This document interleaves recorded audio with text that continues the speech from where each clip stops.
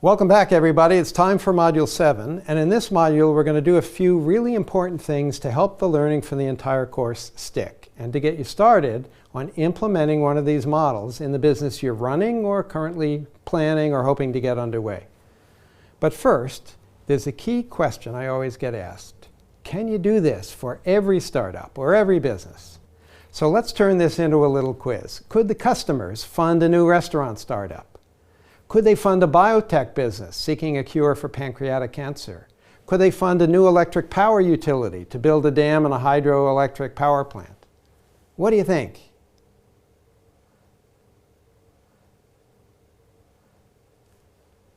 Well, you might think you'd need cash to start a new restaurant, to buy all the equipment and all that stuff, but there's one guy I know who didn't. What he did, he was a chef who worked in another restaurant, and he got to know his customers, and he wanted to open his own restaurant, but he had no cash. So what do you think he did? So he went around to his customers and he said, I'm going to open my own place, but I don't have any money, so I'd like you to do the following. Would you buy 10 dinners for 10, good any time in the next year? And people would buy those dinners for 10 and give him the cash for those. They'd get a 50% discounts on the meal when they eventually showed up, and that was the cash he needed to open his business. So could you do it for the other two alternatives? You know, probably not, but who am I to say no? So sometimes you can get customer commitments of one kind or another. Even if not payments, you can get customer commitments that then let you borrow or raise money from a bank or an investor with those commitments in hand. Or maybe you can get a future customer to agree to buy the power output from your future hydro plant. Who knows? And with that commitment, maybe you can get a banker to give you most of the money you need to build it. So you never say no, that I can't do it with my customer funds. So putting the customer at the center of your thinking can do many, many good things. Next, let's review what I promised you we'd do way back in the introduction of the course to make sure I've delivered. Number one, I said I'd give you the preface to the customer-funded business, and I hope you've downloaded it and read it. If not, do it now, it's still there. And I hope it inspired you, frankly, to get a copy of the book as well, so you really get more depth than we have time to do here. I told you we'd do stories and interviews with people from around the world, and we've done that.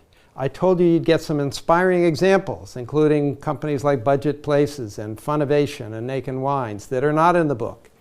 I told you you'd have some insights from both investors and entrepreneurs. And I told you I'd give you some additional things to read. You don't have to have read them, but I hope you've read those that interested you. And I said we'd do some activities, some assignments to get you working with these ideas, not just listening. And last but not least, I said we'd do a final module to address some of the challenges you're going to face in putting these ideas to work. So let's get started on that last chunk.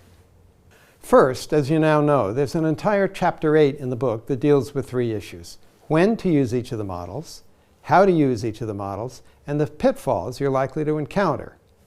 There's more there than we can cover here. So if you've got the book, you're going to want to read that chapter now, if you've not done so already. Second, customer funding your business means putting your customer at the center of your thinking. With this in mind, a good place to start thinking about the challenges you'll face in putting these models to work is to think about the challenges your customer has in his business, if you're B2B, in his life or his family or whatever, if you're B2C. That's going to lead to a few questions that I suggest you ask of yourself first, and then of some customers once you've done that. So first, what groups of narrowly focused buyers and sellers could you match together, who you know need one another?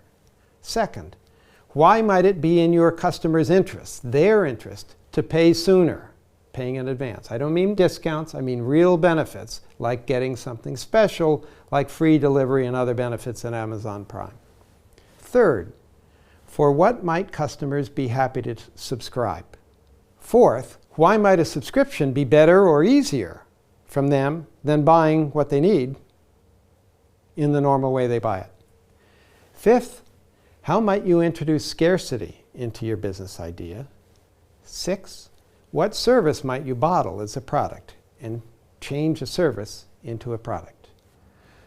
And then finally, why might it be in your supplier's interest to give you longer terms? You're going to need that for all models. Well, they might be interested in doing that because you're going to prove to them that you can grow your business with them over time and that your credit is good. Now last, I want to remind you that your plan A, in all likelihood, is not going to work in the manner in which you planned it. Peter Drucker, the greatest management thinker of the 20th century, said this about plan A. If a new venture succeeds, more often than not, it's in a market other than the one it was originally intended to serve, with products and services not quite those which it thought it was going to sell, bought in large part by customers it didn't even think of when it started the business, and used for a whole host of purposes besides the one for which the products were designed. So, what should you do? I think what you need to do is treat your initial business idea as a series of hypotheses and proceed to test them methodically. There's a wonderful book by London's Rob Fitzpatrick, a tech entrepreneur, called The Mom Test, which offers great insights in how and how not to talk to customers so they don't lie to you. As Rob says on the cover, we all know we're supposed to talk with customers, but nobody seems willing to admit that it's hard to do it right and it's easy to screw up. Are you ready? Let's go.